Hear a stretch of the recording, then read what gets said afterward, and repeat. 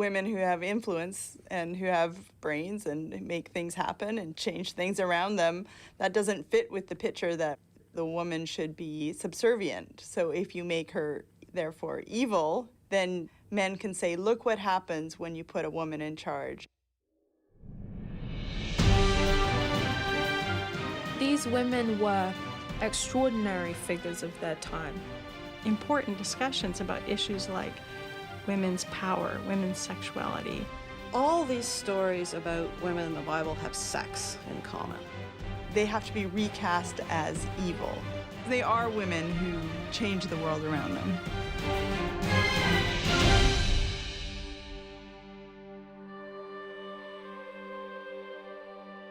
When she cut Samson's hair, the Hebrew strongman lost his power, and Delilah became a synonym for temptress.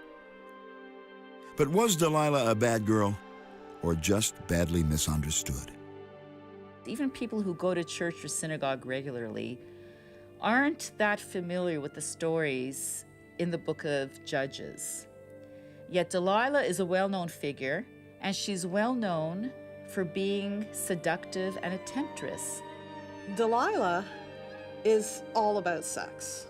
She's all about sex from the beginning because her story comes in a series of stories about Samson having sex with inappropriate women. It's the history of how Delilah has been interpreted, because artists and poets and writers have always loved wicked women. Well, the Delilah story is, of course, the Samson story, and understanding where Samson sits in the book of Judges is a very important thing, it seems to me. The book of Judges begins by telling you this is not going to be a happy, upbeat story. Israeli's strongman Samson had a weakness for harlots and foreign women. When he spotted the beautiful stranger Delilah, his hormones went into overdrive. They became an item. Samson had a secret, the source of his superhuman strength. The Philistines wanted to take him down and offered Delilah pieces of silver to discover his secret. She used her womanly wiles. Twice Samson lied, but the third time, Samson spilled. He'd promised God to never cut his hair. As he slept, Delilah took his hair, and with it, his power. Delilah becomes a kind of a synonym for the powerful seductress, the powerful temptress, who will use a man for her own purposes. There are references, oh, she's a Delilah, and it refers to a type of woman who will manipulate and exploit and take advantage of a man who's vulnerable in some way. There seems to be a tendency among readers and interpreters and people on the street to put all of these women from the Hebrew Bible, from the New Testament, into the category of prostitute, when the biblical stories give no justification for it whatsoever. By placing her story right after the story of the prostitute, the assumption is easily made by the readers that Delilah's a prostitute as well. The text never calls her that. The text never names her as a prostitute. She's just Delilah, and she's a woman who lives in the Valley of Sorek. And the Valley of Sorek is border country between the Philistines and the Israelites. As described in the book of Judges, 13th century BC Israel was a loosely knit union with military men like Samson in leadership roles. His downfall, at Delilah's hands, would pave the way for a new society ruled by kings. Delilah was an outsider from the Valley of Sorek on Israel's southern border with Philistia. What I think we are meant to understand is that she is some kind of foreigner. She is in some way an enemy to the Jewish people or to the nation of Israel. So she is an outsider that is a threat. The whole story takes place in the context of an ongoing conflict between Israel and the Philistines, where the Israelites are struggling to free themselves from Philistine domination. And when Samson was conceived, it was predicted that he would be the one to begin to free the Israelites from Philistine oppression. So at the point where he meets Delilah, he falls in love with her, and her compatriots see in this an opportunity to finally bring Israel down by finding a way to rob him of his strength. I think in some sense one could read it metaphorically as that very common thread in the Hebrew scriptures, which is if one would mix with the other, with the foreign woman, that Israel is losing its sort of purity and its chosenness. And so it's always a warning against any kind of mixing with the other. This is an interpretation that has been suggested that the cutting of the hair is a symbolic castration. His power, which is the kind of an amplification of masculine power, is completely removed from him by the act of cutting his hair. Of course, it takes two to tango. Samson may have been a strong man physically, but he sure wasn't leading the dance intellectually. She tells him right away, right from the start, what she wants. Tell me how it is that you're so strong so that you can be bound. Tell me what it is that makes you so strong so that we can make that go away and you won't be strong anymore. Samson has never seemed to me to be the sharpest knife in the toolbox or the brightest star in the sky, or however you would, whatever metaphor you'd want to use. What always strikes me is that he doesn't seem that concerned with the fate of his people. Samson clearly has no great deep admiration for women. He sleeps with prostitutes. He causes his first betrothed to be burnt alive with her household. So this is not someone with a deep appreciation for the female sex or a great love for them. And so she puts herself in danger for this. And I think that to do so for economic gain is not a crime, necessarily. Even though the text does not clearly say that Delilah was a harlot, it's very definite about the fact that Samson visited prostitutes. And that wasn't the worst of his bad boy behavior. When she maneuvered Samson into telling her the secret of his strength and chopped his hair, Delilah became one of the most notorious women of the Bible, often distracting readers from Samson's bad behavior. There's a measure of narcissism to Samson, where he's always, instead of looking towards God, he's turning his eye inwards to himself. And this is ultimately his downfall. Samson, who seems more or less oblivious to the fate of his people and to his important role as a judge, and he just follows women around. He falls in love with women all the time, unsuitable ones, usually the daughters of his enemies. And every time he loses, but he keeps on doing this. He has no sense of delayed gratification, that you can want something and don't get to have it right away, which is something we have to teach our children. But Samson never seems to have learned that. Whenever he wants something, he wants it now. He's like a teenage boy. Samson is one of these figures who is so caught up in his brute strength. He'd be equivalent nowadays to men who spend a lot of time in the gym and look in the mirror to see themselves, build their muscles. This was not a guy you'd want as a next-door neighbor.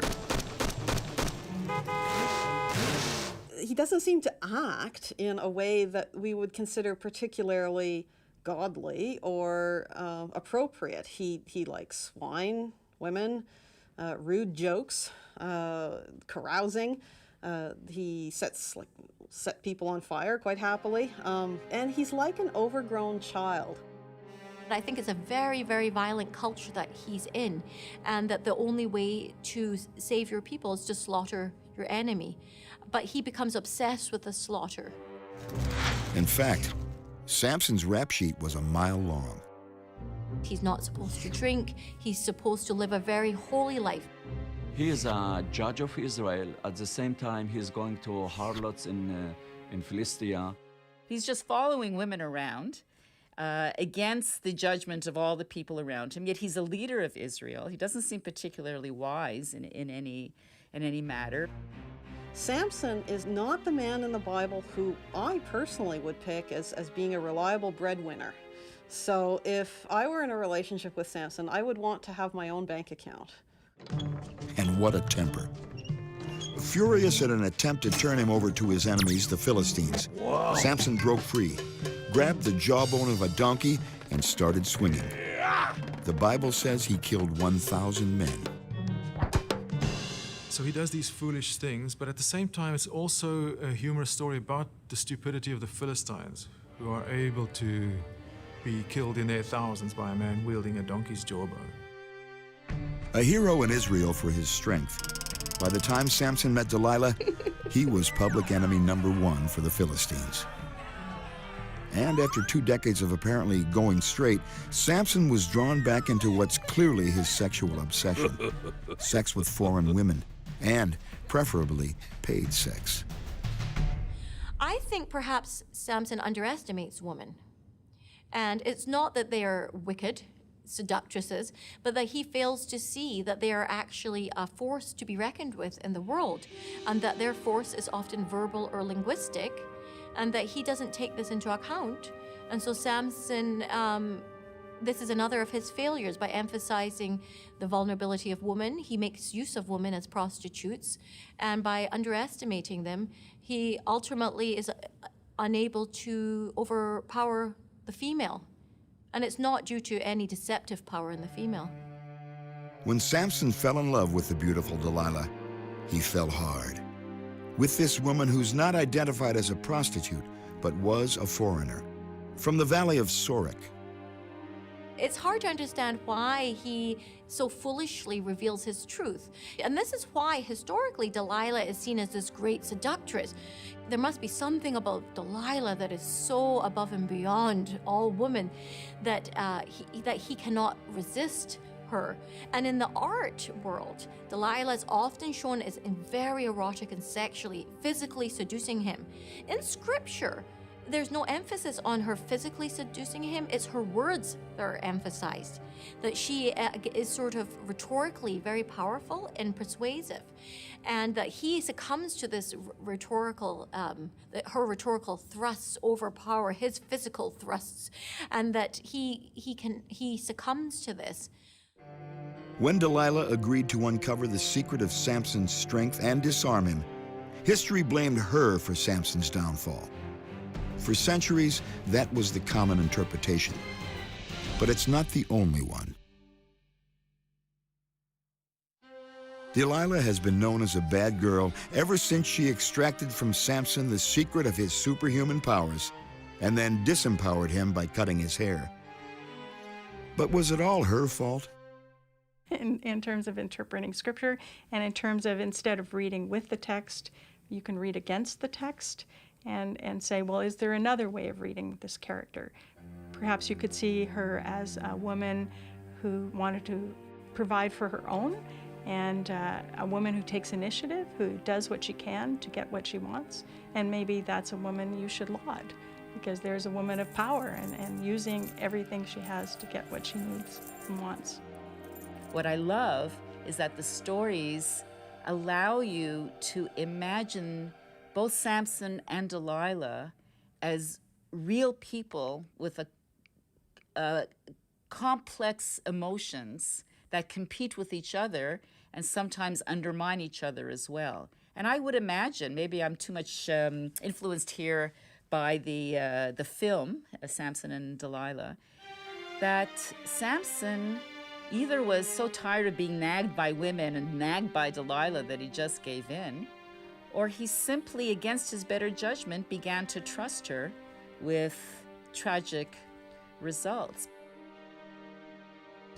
What if the person judging the scene of Delilah cutting Samson's hair is not an Israelite, but a Philistine? So what are we to make of Samson? And indeed, what are we to make of Delilah? Certainly, there seems to be a strong idea that at one level, she's simply behaving as a Philistine should. which from a Hebrew point of view is a bad thing, but I imagine from a Philistine point of view is a thoroughly noble thing to do. So, as a Philistine, Delilah may have been fighting to preserve her own faith in multiple gods and goddesses against the Israelites' view of one God with a capital G. I mean, in terms of what the peoples generally believed about the gods, the Israelites, of course, are, in the course of this story, they're on their way from polytheism towards the idea of one God. And certainly the Mosaic Party, if we can call them that, are advocating the leadership. People like Joshua are advocating that. But even at the end of the book of Joshua, Joshua has to ask the people whether they're now going to leave their other gods behind or not. So there is what we nowadays would call pluralism, although the Bible would not look well on that kind of pluralism. In the Judges period, therefore, you have a people of Israel who are themselves unsure about this religious business. And you also have peoples in the territory into which they're entering, in the surrounding countries, all of whom have pantheons of gods. And they may have this or that god who's more important, but it's certainly a plethora of gods. It's not one.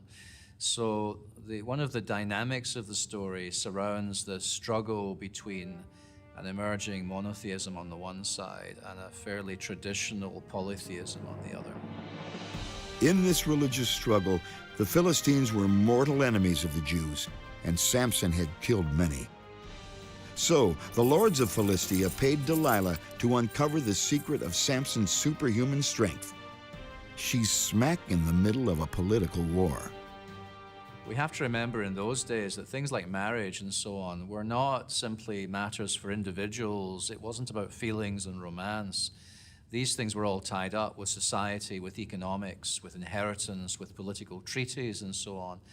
And so the various biblical injunctions against marrying, with the foreign peoples are not to be thought of as fundamentally, I think, about ethnicity issues. It's fundamentally about political issues, allegiance issues, if you like. And the gods were entirely tied up with that. So, to marry into a family or to be involved in a sexual relationship in this way also involved the question quite quickly as to which gods you were worshiping. After Samson lost his power, he was blinded and paraded through the streets, finally to the temple of Dagon, the Philistine god of fertility. He becomes a wonderfully tragic figure, whereas earlier on in the Samson saga, he comes off a little bit as a buffoon. In the end, he redeems himself completely. There, God gave him back his strength, and Samson brought the temple down on the Philistines and on himself. But what happened to the beautiful Delilah? Over centuries, Delilah became a symbol and lesson to both men and women about the power of female sexuality.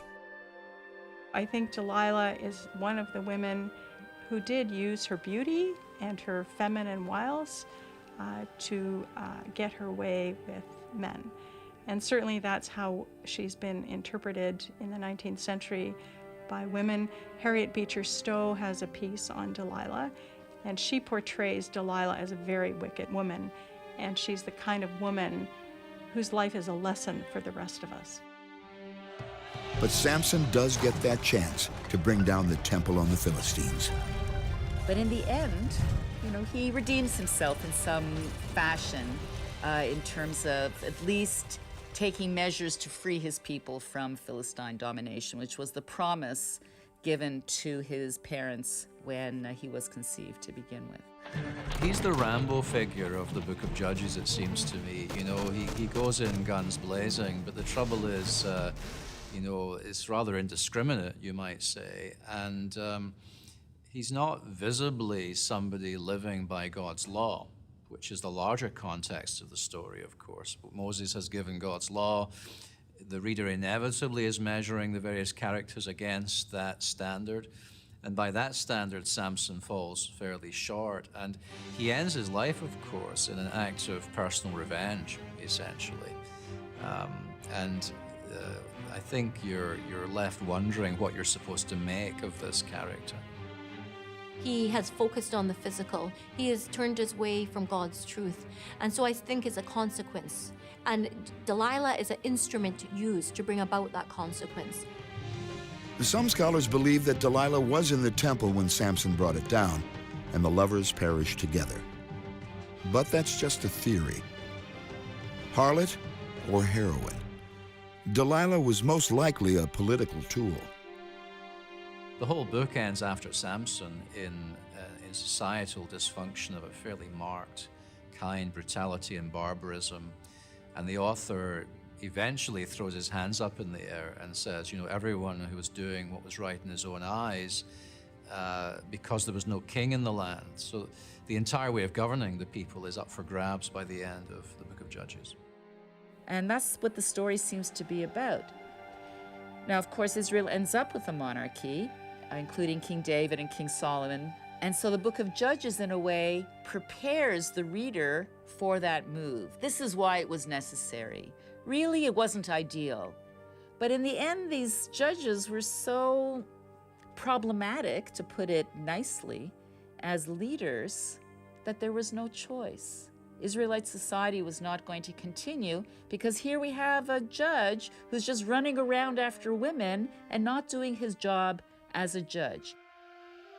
Delilah was most certainly an instrument in Samson's spiritual resurrection.